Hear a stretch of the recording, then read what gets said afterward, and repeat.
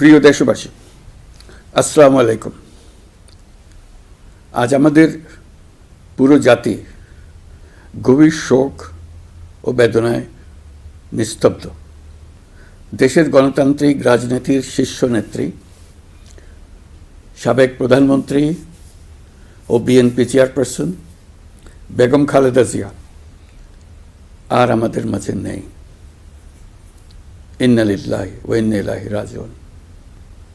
বেগম খালেদা জিয়ার ইন্তেকালে আমরা গভীরভাবে শোকাহত ও মর্মাহত। তার মৃত্যুতে জাতি এক মহান অভিভাবককে হারিয়েছে।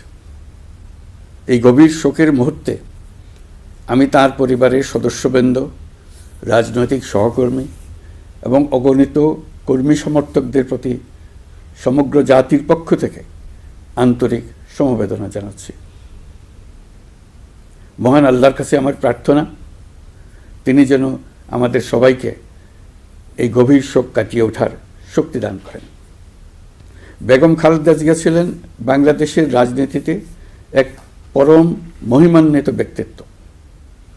গণতন্ত্র, বহুদলীয় রাজনৈতিক সংস্কৃতি এবং জনগণের অধিকার প্রতিষ্ঠার সংগ্রামে তার অসামান্য ভূমিকা ইতিহাসে অম্লান হয়ে থাকবে। স্বৈরাচার ও ফেসিবাদের বিরুদ্ধে তাঁর আপসহীন নেতৃত্ব বারবার জাতিকে গণতন্ত্রহীন পরিস্থিতি থেকে উত্তরণের পথ দেখিয়েছে এবং মুক্তির প্রেরণা জুগিয়েছে। দেশ ও জাতির প্রতি তাঁর সমুজ্জ্বল অবদান জাতি চিরকাল শ্রদ্ধার সাথে স্মরণ করবে।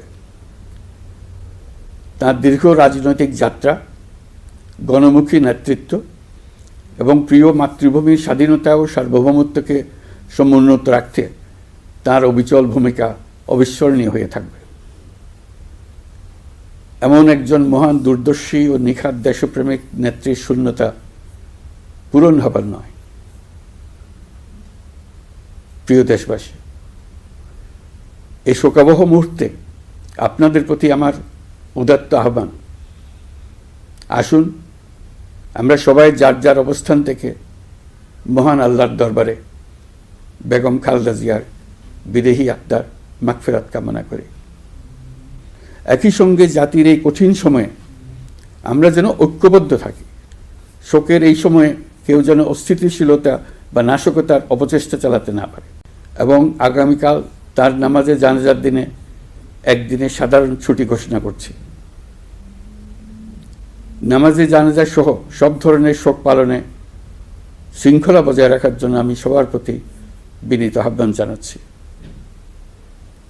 প্রিয় দেশবাসী, আমি জানি আপনারা সবাই এই সময়ে অনেক আবেগাপ্লুত। আমি আশা করছি শোকের এই সময়ে আপনারা ধৈর্যের পরিচয় দেবেন এবং তার জানাজা সহ সকল আনুষ্ঠানিকতা পালনে সংশ্লিষ্ট সবাইকে সহযোগিতা করবেন। মহান আল্লাহ তাআলা আমাদের সকলকে ধৈর্য, শক্তি ও ঐক্যবদ্ধ থাকার ক্ষমতা দেন। আল্লাহ